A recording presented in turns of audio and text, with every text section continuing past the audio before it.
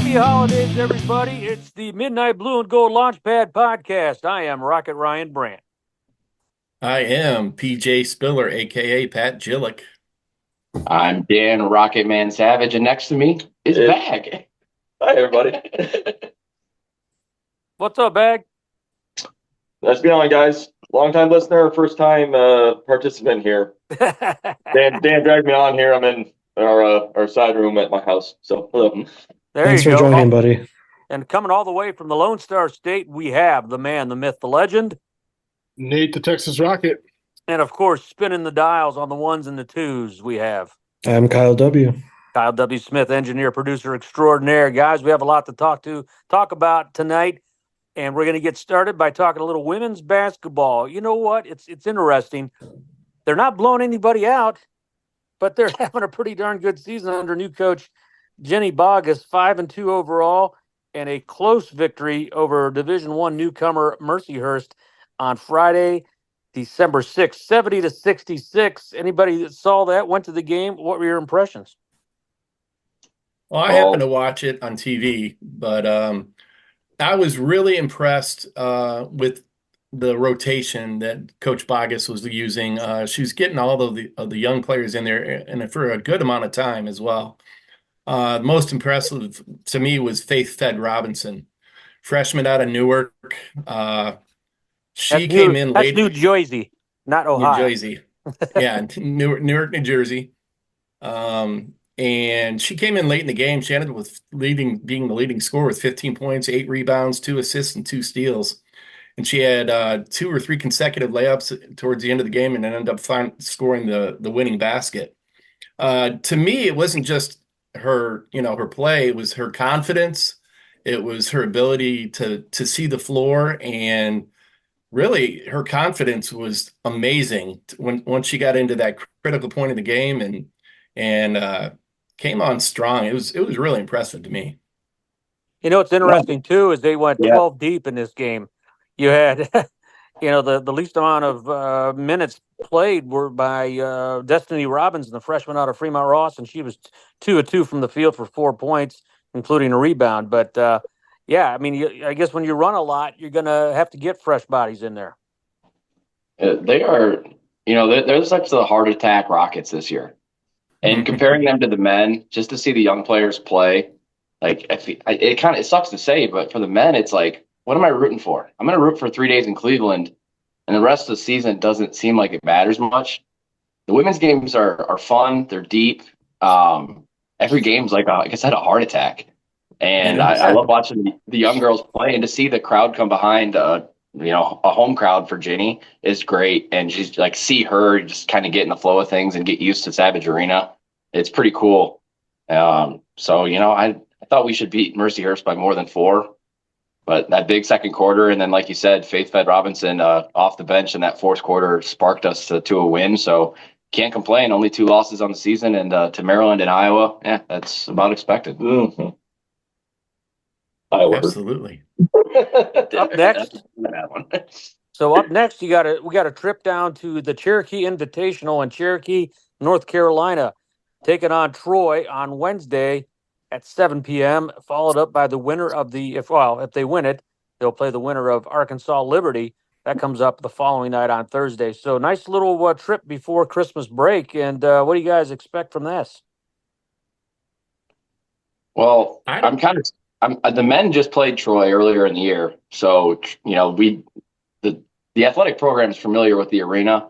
They're not terrible. They played a really tough schedule. They're 5-5, and we're going to have to see how we can do against these similar type teams that are basically going to be a precursor to MAC play. But they did Troy. They started off with Buffalo. Buffalo's undefeated, and they only lost by 2. So if you're going to hang with one of the best teams and best mid-major programs in the country, like Buffalo is probably going to be this year, they're going to be a tough test. And then after that, Liberty's been a successful women's program. Arkansas, not sure how they're doing this year, but either or, you win or lose. I mean, there's still good build-up games for this team that I think is, as we've talked about all year, just making progress as the season goes on, starting to learn the offense more and get more familiar with things. Of course, the men, on the other hand, hit a little bit of a skid, losers in 3 of their last 4 games, including Saturday at Youngstown State. But before we get to that game, we were talking last time about how we were hoping the Defiance game at Savage on Saturday, December 7th would be hopefully be the cure to what ails them. And they did come away with a 111-49 victory, but Defiance obviously was outmanned, and Rockets won big. But they had 3,800 people there at that game. And, of course, the leaders had a nice balanced scoring attack, as you should, against an NAIA school. You had Sam Lewis with 18, Sonny Wilson with 16, Javen Simmons with 16, Jalen Owinga and Bryce Ford with 13 apiece, along with Gerger Burkic. He had 13 as well. So that game was a week ago Saturday.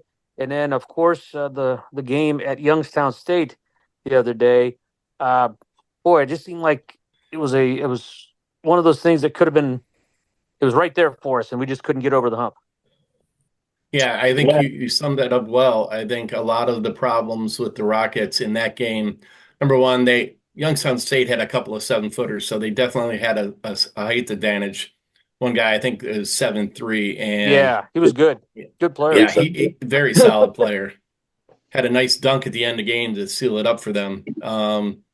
And I don't know whether we were out hustled, but Youngstown's a good team. I think they got a good shot at winning the Horizon. I mean, they've already beat Oakland. I haven't seen the rest on the road. On the road at Oakland, which is no easy task.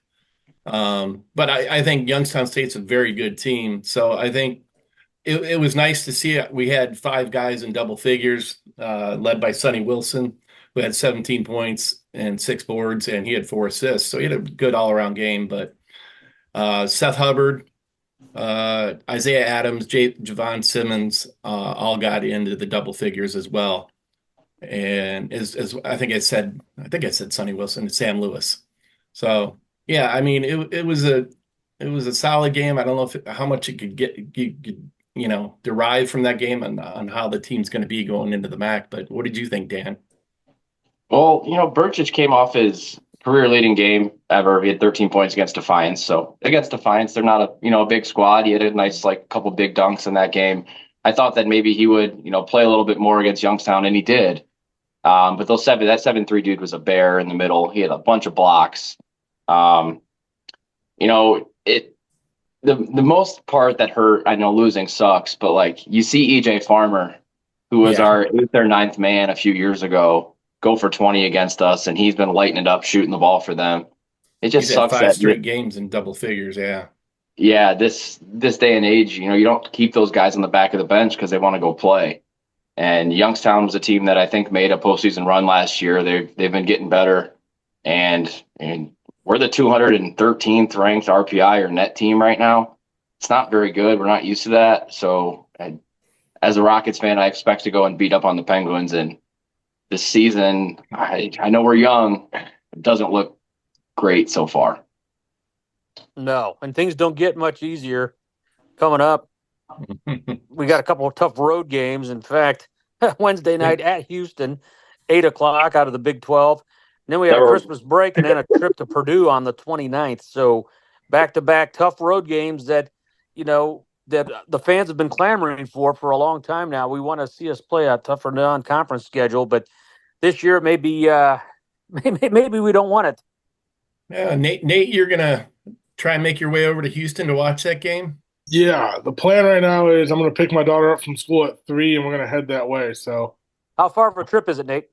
About 3 hours. Damn. So that's nothing in Texas. That's 15 minutes in Texas time. Yeah, exactly. No, Houston's a really good program. They have 3 losses, but they're still ranked 15th in the AP right now. And they, a 3-point loss to San Diego State's nothing to scoff at, and they lost to Auburn and Alabama by 5 points each. So they're going to be ready for us. I know we talked to Todd in the offseason. He said that he's good friends with Coach Cooley, and, Fred was friends with Purdue's guy, and he's like, we're going to be better this year. So I'm kind of waiting for Todd's words from the offseason to come true, because we hung with Michigan in that exhibition game. maybe a big time opponent will get the best out of our team. So yeah, Kelvin Sampson, he's been there for a while now and really turned that program around.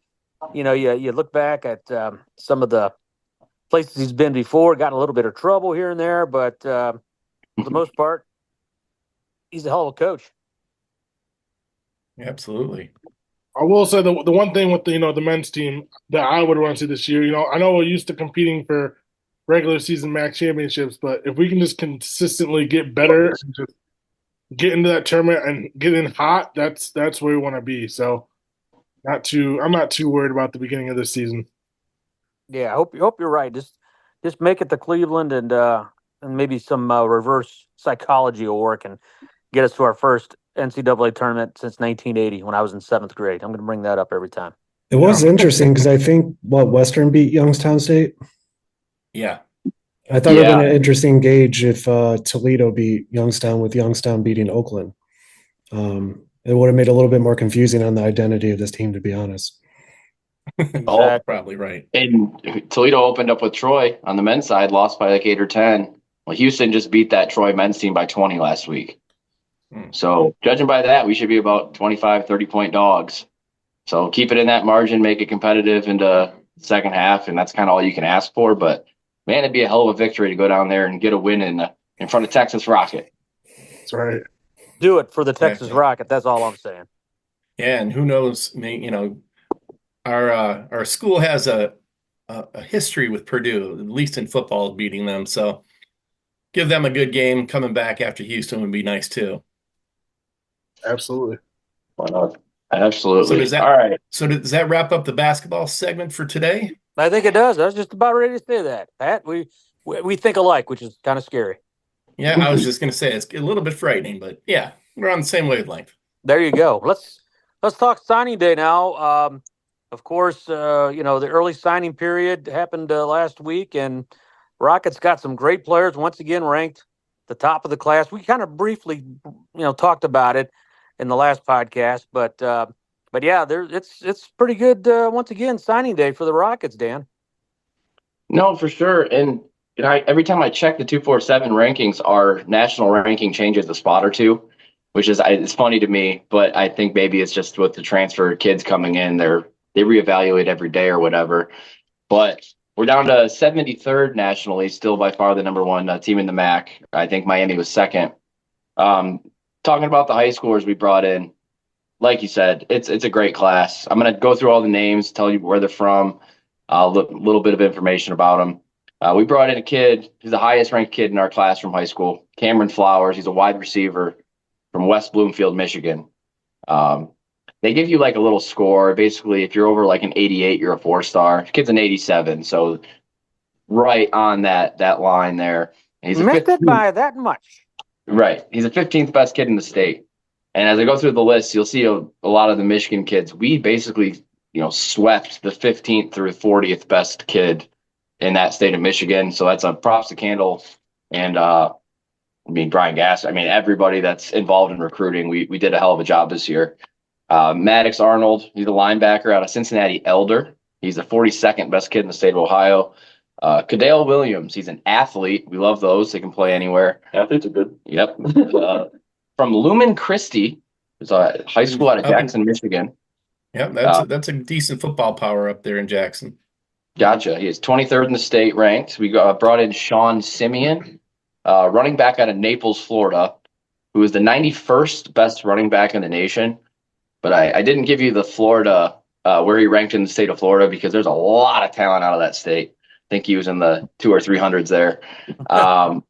Omar Mims, wide receiver out of Cahokia, which is East St. Louis, Illinois. 38th in the state of Illinois, which, there's a lot of talent in that state too.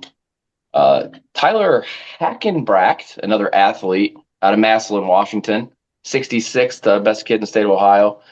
Cade Wilhelmy, interior offensive lineman. We know we need those. Detroit Country Day, 29th best kid in the state of Michigan. Raphael Woods, a big offensive tackle from Winton Woods in Cincinnati. He's 6'6", 320 already. He's strapping young lad. Yeah, I don't know if that one of the ones you want to gain. You want to put weight on him or take it off. You never know. with 18-year-old kids. But got a kid named John Baker. He's an edge out of Cass Tech. That's a pipeline for Toledo. 30th best recruit in the state.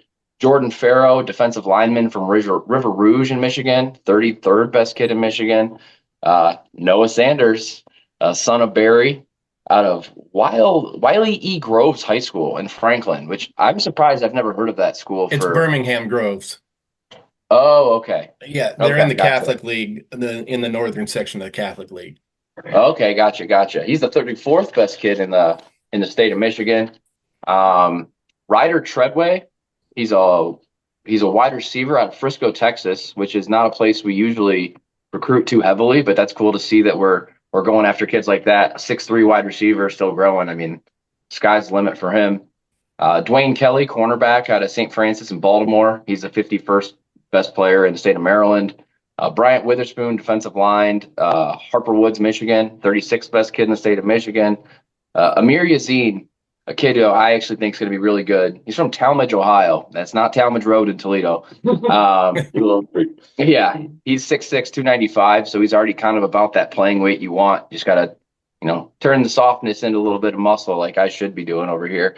Isaiah Switzer, interior offensive line from Cleveland Glenville. He's 6'6", 295 as well. Walter Moses, quarterback out of Perry, Ohio. Love the kid's build. He's 6'4".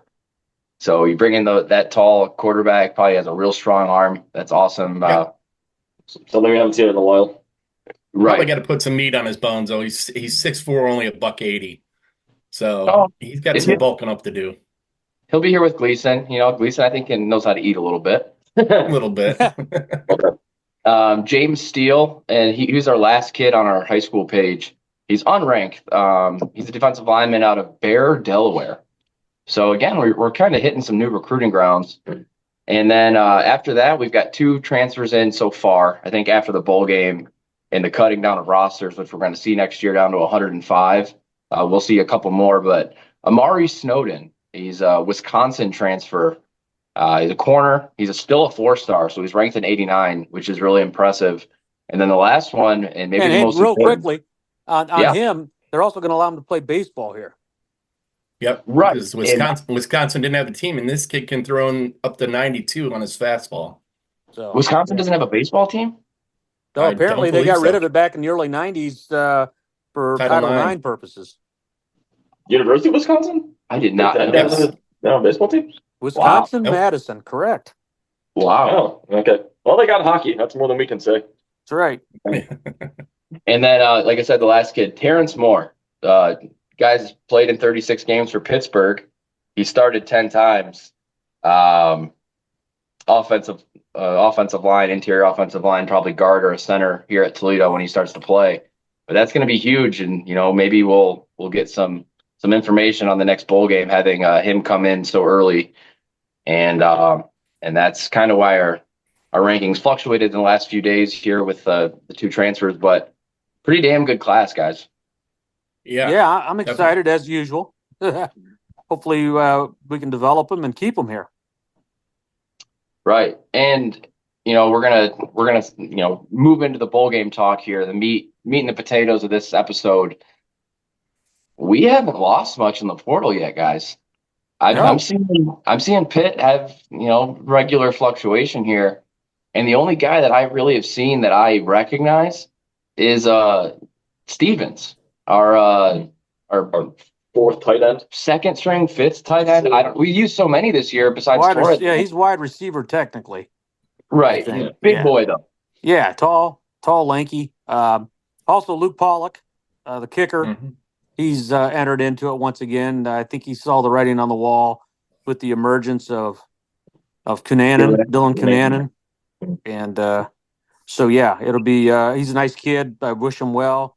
So this will be his, let's see, I think he started at Kent State, went to Montana. Now he's with us, so this will be his 4th school. But good luck to Luke. Right. We also lost Jaquan Bostic, who was a safety out of Cincinnati Robert Taft High School. He was 3-star, 6'2", $175.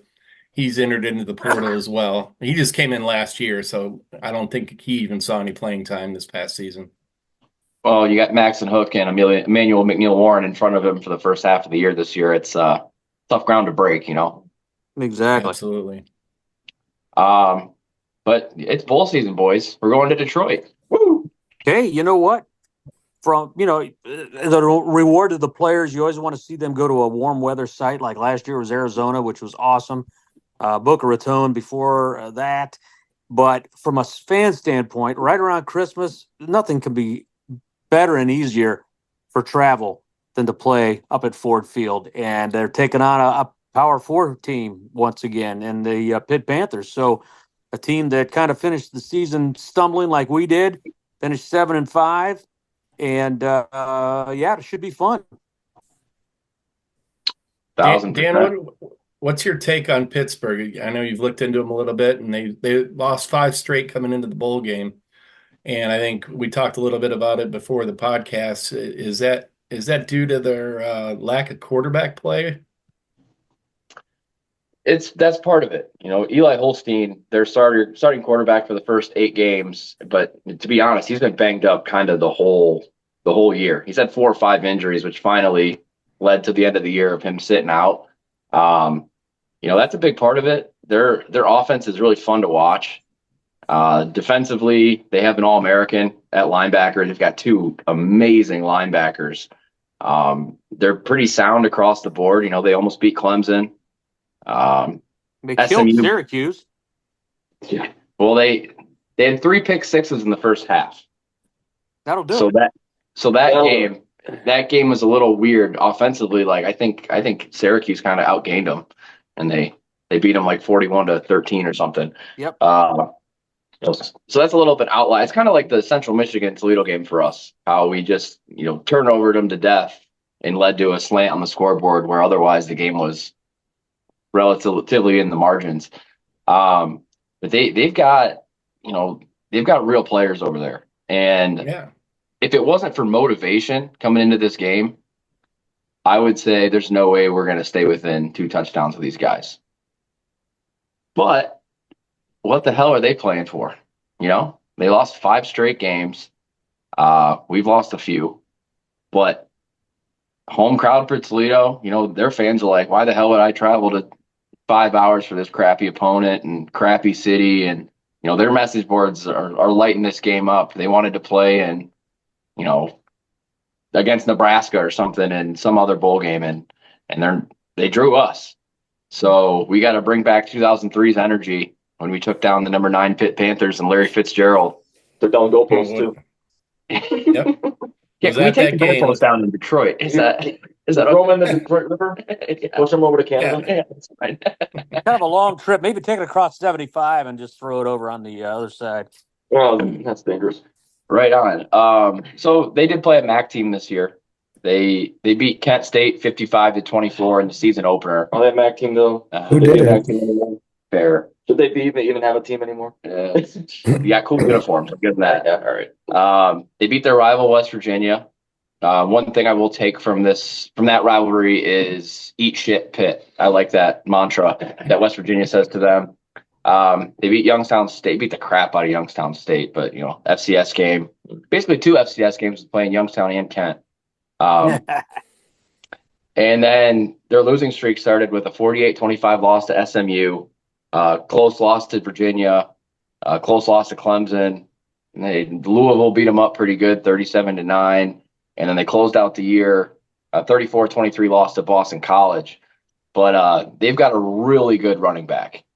And once you see this guy, if you go look up some highlights, his number is 0, and he's a small guy. He reminds me a hell of a lot of Jacquez. He had like 797 yards rushing, but 564 yards receiving. This dude is fast. His name's Desmond Reed, and he didn't play against Boston College. They for sure would have won that game if he was playing. If he's playing in this bowl game, he has got to be the number 1 target for our defense. You got to make sure that he's contained because at wide receiver, they've got a few opt-outs, including an Akron transfer, Mumfield. He's their best receiver of the year. He's going to the NFL. So they're losing some threats on the outside. They're going to want to pound it. And luckily for this Toledo defense, we're pretty good at stopping the run, but the kid's dynamic. Yeah, the only thing glaring that I see differently between teams defensively is Pitt does get to the quarterback a bit better than we do. I think it's 40 to 28 sacks on the season. So it's something our offensive line definitely needs to be aware of is, protect Gleason at all costs. Absolutely. Yeah. Hopefully the offensive line is hopefully Right. the offensive line has started to come together. At this point in the season, they're not rookies anymore, or they're not young kids anymore. They're seasoned veterans. So hopefully they can come up with a plan to slow down that defensive push by Pittsburgh. And Yeah. Pittsburgh's favored by 9 so far. From It what I started saw. at 12. It opened Yeah. at 12. So Maybe the news of some opt-outs changed that a bit. on ESPN Bet, it's 7. Oh, down to 7. Yeah. Wow. Ooh, okay. I mean, one I'd nice say that but people giving this game a little more thought than when they first see it. Oh, Pitt, Toledo. They remember Pitt being ranked 11th when they were 7-0. yeah, they were in the first ranking. And then seeing us on national TV matching every week, just shitting ourselves. I mean, in that 5-game lose. I don't think we have the national respect that we did, certainly last year, especially in the last few years. And that's not to say we don't not deserve the non-respect this year. It's been tough, but yeah, that's kind of surprising that it's down to 7 now. The 5-game lose streak, though, with the close Clemson loss is something to keep an eye on as well. I mean, with Clemson really making a surge late season. Yes. Yeah. I got a question for you guys. Do you think that we try to run the ball this game? Pittsburgh's 24th in the nation in rushing defense, and they're 22nd in the nation in red zone defense. Is that something that we just abandon altogether and just, I don't know, like screen them to death or something? What do you have to lose? It's an exhibition game. Doesn't really matter, really, in the grand scheme of things. You want to beat them, but our offensive line has had troubles this year. Why try to run against a tough defense like this? I mean, obviously you're gonna try to a little bit, but maybe throw the ball to open up the run this time. Yeah. Especially since we're back inside after having 2 weeks of whatever maximum weather. Yeah. Good. Well, yeah, but if you look at the last couple of games the Rockets played, the offensive play calling was pretty stagnant, in my opinion. They tried to run it against OU. That didn't work.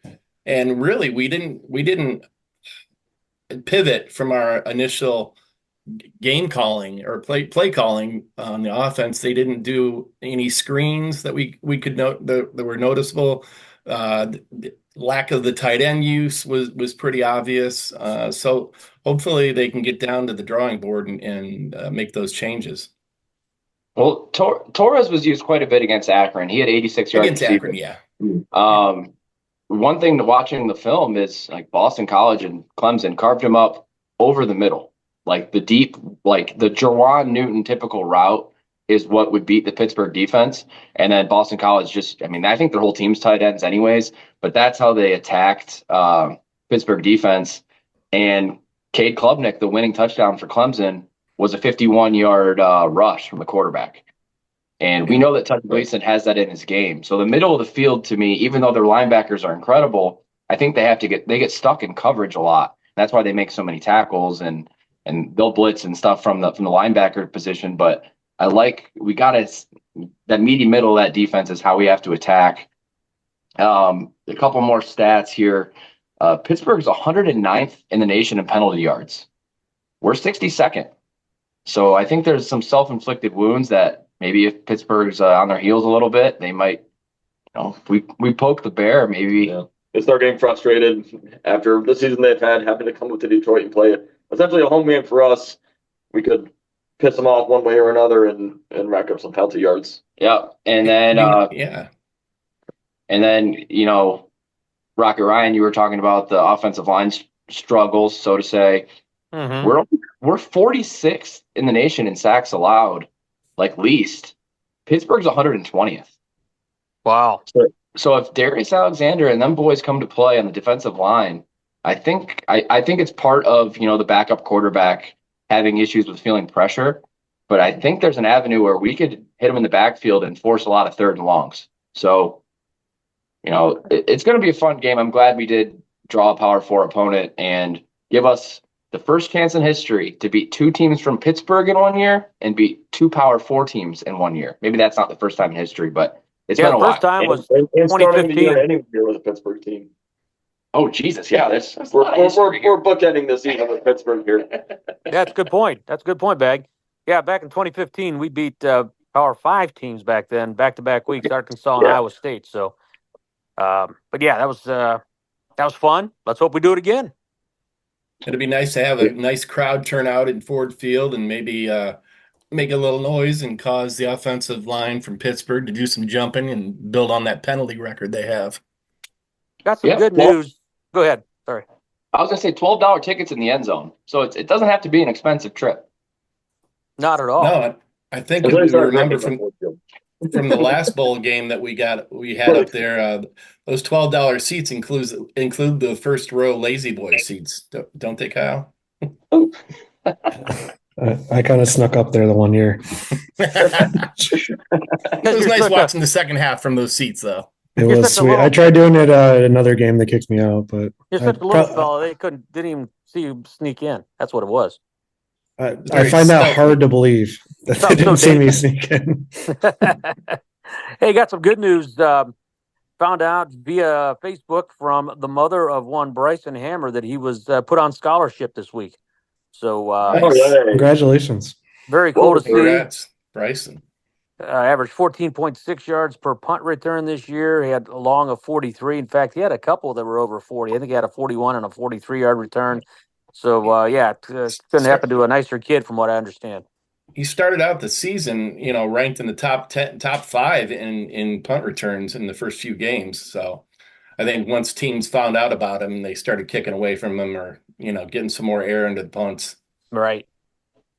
Well, we got to get to our contacts at the University of Toledo and get Hammer time to play during football games. That'd be awesome. Oh, you got to do something like that. Exactly. I mean, that's the Cambridge's. That's So it. are we looking at predictions for this game? Let's do it. All right, lead us off, Ryan. Okay, I'm going to say it's going to be a good game.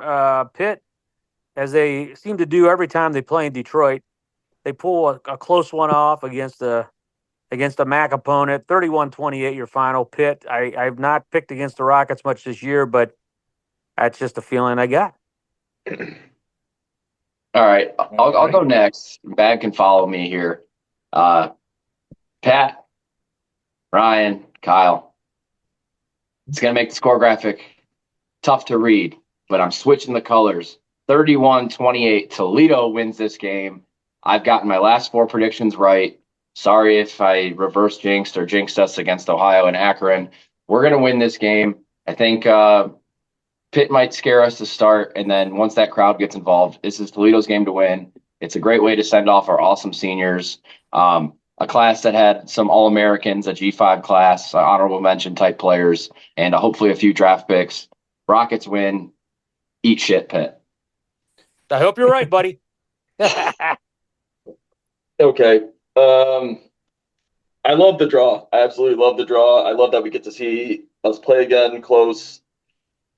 Despite that, I am not so optimistic. Seeing as we've only scored 21 points in our last 2 games combined against a good, very good Ohio team and a not good Akron team.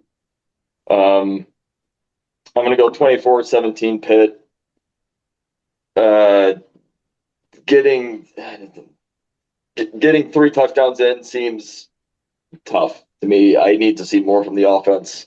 Getting back indoors helps a lot if we can throw the ball more. But the run game has been so Erratic. hit and miss. Yeah. And Tucker being as jumpy, I don't know how else to say it. If we can catch a break here and there, force a turnover, which we have not done a lot of. If we got Pitt's backup quarterback in and he doesn't see pressure well, as you said, we might catch a break. But I'm going with my brain instead of my heart here. What are the outcome, though? I'm happy with the draw. Happy we get to see another game. In fact, the first game I ever saw was against Pitt, 2003. My first little game ever. So glad we get this one. whichever way it goes, not going to be too upset. But yeah, 24-17 Pitt. Cool. All right, I'll go next, and I think it's going to be a low-scoring affair as well. But I think I'm going to flip on Bag's prediction. I'm going to go Rockets 27 and Pittsburgh 20. And I'm going to make the prediction right now that one of our touchdowns is going to be scored by the special teams. Whether it's Jaquez, Jawan Newton, or Hammer, I'm predicting a score on a kick return. And I think that'll suffice to replace our lack of offensive touchdowns, at least enough to get us over that hump for the win. Cool. Kyle? Who's next? I'll go next. I'll say I'm going to go. Well, I picked the Rockets every game this year, so I'm not going to pick against them now. Can't stop now. So I'm going to go ahead and go with a 27-21 Toledo victory. 7.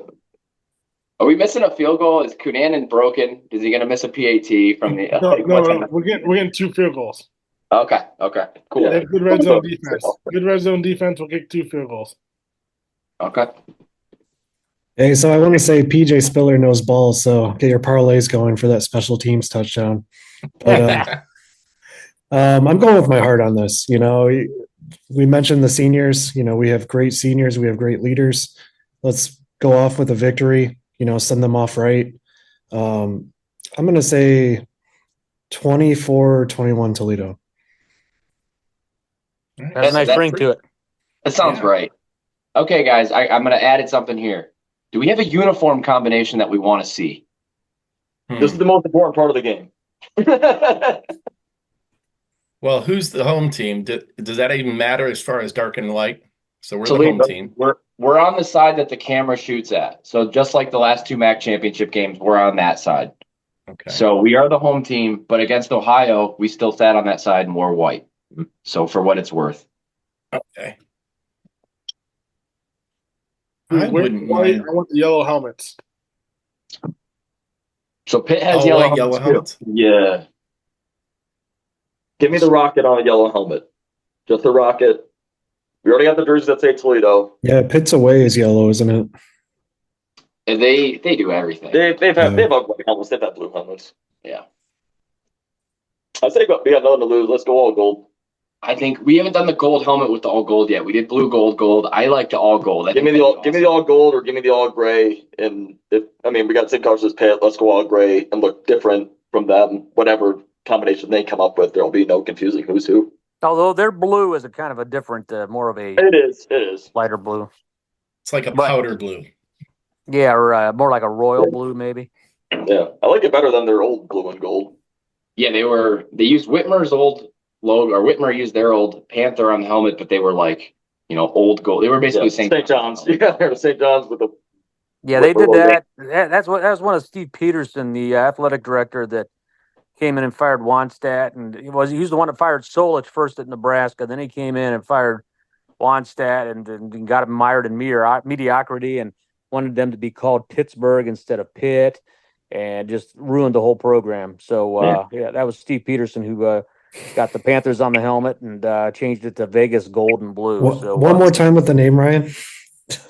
Steve Peterson.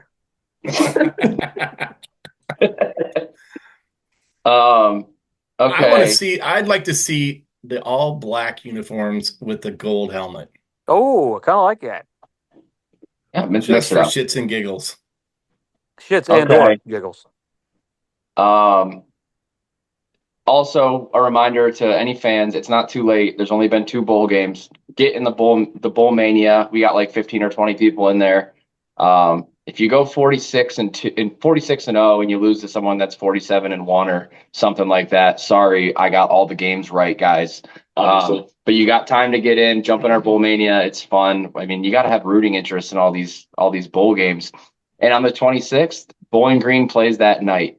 So you can either have a really good day on the 26th, Toledo wins and Bowling Green loses, or you're so drunk at the end of the night after a Toledo win that Bowling Green winning doesn't matter because we're already up at the casino.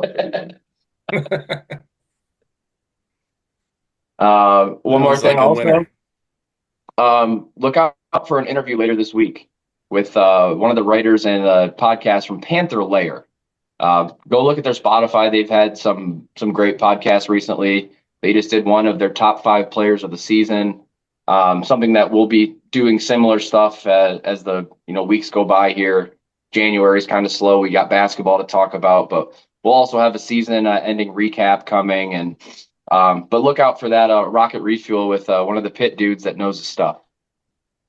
Sounds awesome. And just a quick side note, Dan, the Packers just went up 14-0 on a touchdown from Love to Dobbs. So as of this recording, the Packers are now leading Seahawks 14-0. Watching the Lions game today, Reggie had a lot of playing time. Yeah, he did. Good. He threw some nice blocks. Reggie Gilliam had a really solid game.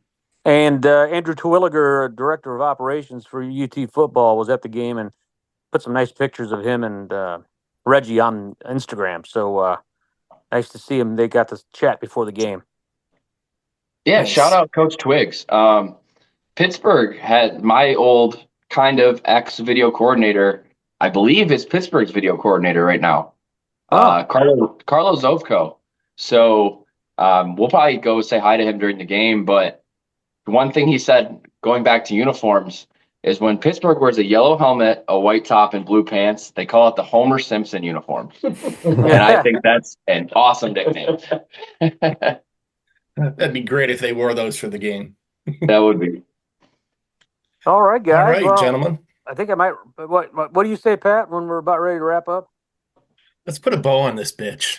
There we go. It would not be the end of a podcast unless Pat uttered those eloquent words right off the tip of his lips. Anyway, That's right. hey, we appreciate Bag coming on. Hey, thanks for joining us, buddy. Thanks, Bags. Absolutely, boys. Appreciate it. All right, on behalf of engineer, producer extraordinaire Kyle W. Smith, I'm Rocket Ryan Brandt. I am I'm Dan. DJ Spiller. I'm still Dan. I'm Dan Rocketman Savage. I'm Donovan Bag Phillips. And I'm Nate, the Texas Rocket. Have a good night, everybody. COL. EDO. Yo.